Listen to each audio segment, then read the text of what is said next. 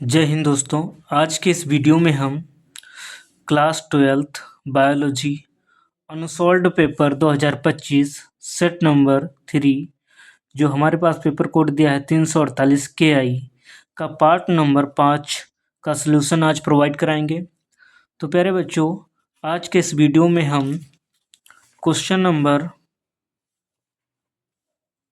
8 यानी असीम केंद्रकी में अनुलेखन की क्रियाविधि का संक्षिप्त वर्णन अथवा निम्न पर संक्षिप्त टिप्पणी यानी आनुवंशिक कूट क्या है, और सेकंड में दिया है जीवन की उत्पत्ति संबंधी SL मिलर का प्रयोग, और प्रश्न नंबर 9 दिया हमारे पास समष्टि वृद्धि के विभिन्न मॉडल का संक्षिप्त विवरण, और अथवा में दिया है पारतंत्र में ऊर्जा प्रवाह का विस्तार से वर्णन। तो प्यारे बच्चों, बिना देरी किए हुए इसका सॉल्यूशन देखते हैं। तो प्यारे बच्चों, हमारे पास दिया है 8वां प्रश्न, असीम केंद्रकी में अनुलेखन की क्रियाविधि का संक्षिप्त वर्णन। तो इसका जो क्रियाविधि का संक्षिप्त वर्णन है इसको देखते हैं।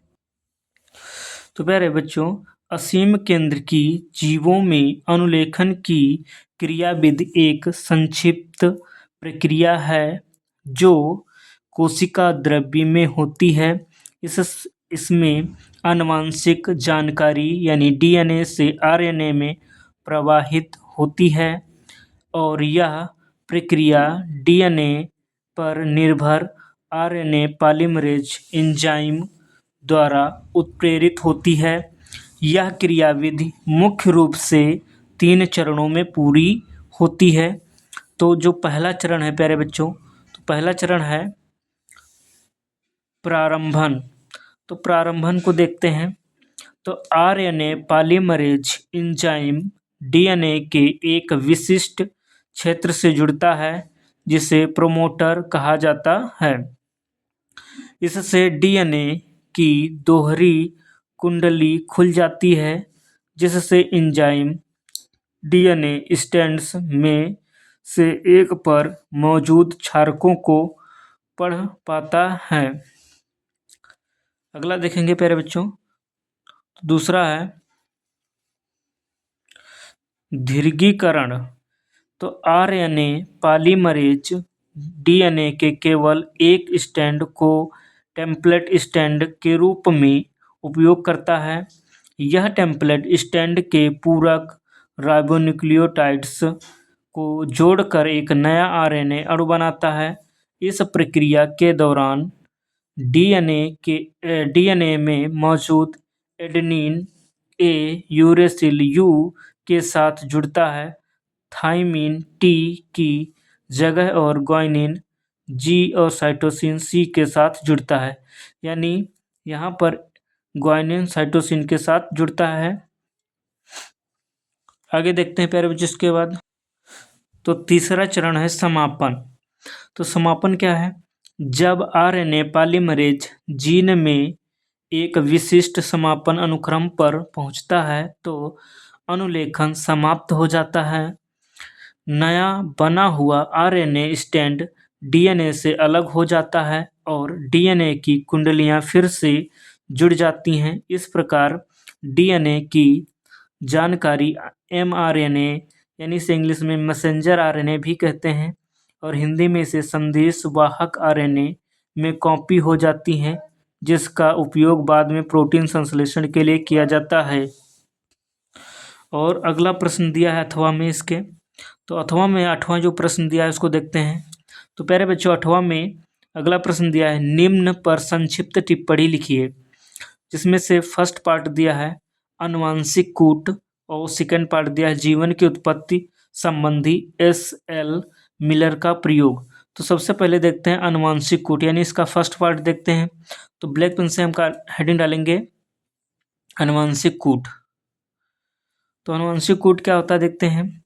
आनुवंशिक कूट यानी जेनेटिक कोड संदेशवाहक RNA यानी mRNA पर उपस्थित 3 क्षारकों का एक समूह जो एक अमीनो अम्ल को पहचानता है।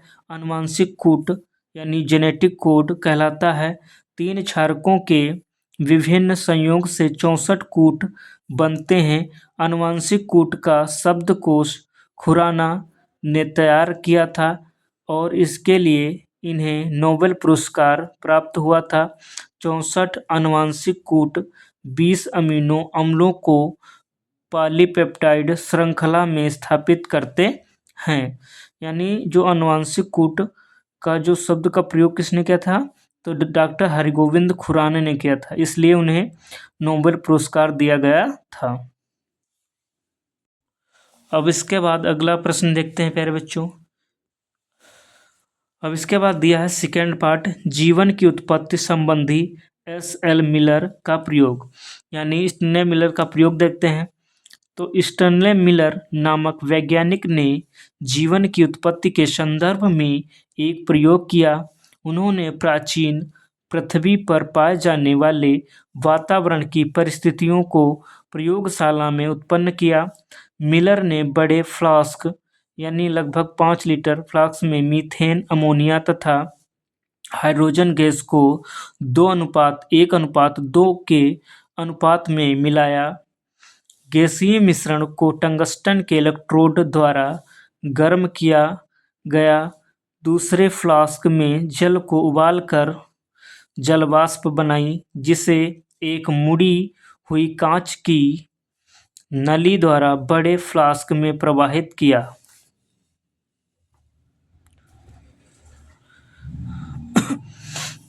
इसके बाद दोनों के मिलने से बने मिश्रण को कंडेंसर द्वारा ठंडा किया गया।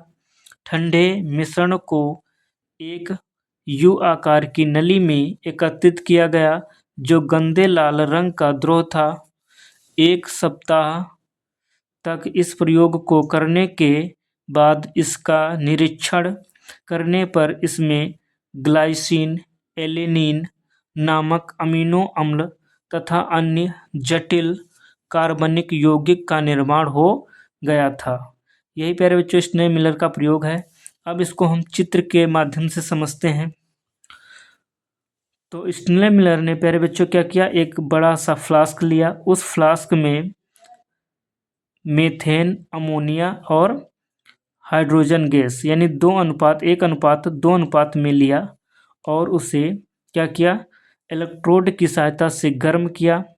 गर्म करने के बाद उन्होंने जलवाष्प को एक दूसरे फ्लास्क में गर्म किया और उसे लगभग 7 दिन तक लगातार ये प्रयोग किया। और 7 दिन प्रयोग करने के बाद क्या किया, उसको कंडेंसर यानी वो जल उबलता हुआ जल और यानी जलवाष्प, और उसको कंडीशनर में क्या किया, ठंडा किया। ठंडा करने के बाद यू आकार की नली में से प्रवाहित किया और देखा कि 7-8 दिन के बाद जब लाल रंग का मिश्रण प्राप्त हुआ तो उसमें बहुत सारे कार्बनिक यौगिक का निर्माण हो गया था, जो कि पहले आदि पृथ्वी पर उत्पन्न हुए जीवों के समान थे। इसके बाद अगला प्रश्न देखते हैं प्यारे बच्चों। अगला प्रश्न हमारे पास दिया है प्रश्न नंबर 9, समष्टि वृद्धि के विभिन्न मॉडल का संक्षिप्त विवरण दीजिए। तो समष्टि मॉडल होता क्या है, तो प्यारे बच्चों समझते हैं कि समष्टि वृद्धि यानी पॉपुलेशन ग्रोथ के विभिन्न मॉडल बताते हैं कि समय के साथ जनसंख्या कैसे बदलती है, जिसमें मुख्य रूप से 2 मॉडल हैं। तो हम पहले देखते हैं पहला मॉडल यानी चरघातांकी वृद्धि यानी जे आकार वक्र जो असीमित संसाधनों में तेजी से वृद्धि दिखाता है। दूसरा है लॉजिस्टिक वृद्धि यानी एस आकार वक्र जो पर्यावरणीय प्रतिरोध यानी जैसे भोजन की कमी, परभक्षण के कारण संसाधनों की सीमा के कारण वृद्धि को धीमा कर देता है, अंततः वहन क्षमता पर स्थिर हो जाता है। इसके बाद प्यारे बच्चों देखेंगे समष्टि वृद्धि के प्रमुख मॉडल। तो पहला कौन था हमारा, चरघातांकी वृद्धि, तो यानी जे वक्र। तो इसमें सबसे पहले लिखेंगे अवधारणा। समझते हैं, जब किसी समष्टि के पास असीमित संसाधन यानी भोजन, स्थान हो और कोई पर्यावरणीय बाधा ना हो तो जनसंख्या तेजी से बढ़ती है। यानी वक्र, यह एक जे आकार का वक्र बनाता है जिसमें वृद्धि दर लगातार बढ़ती जाती है। यानी इसका जो समीकरण है वो होता है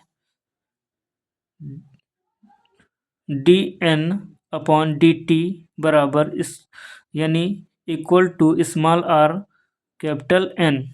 तो जहाँ पर स्मॉल r आंतरिक वृद्धि दर है और कैपिटल N जनसंख्या है।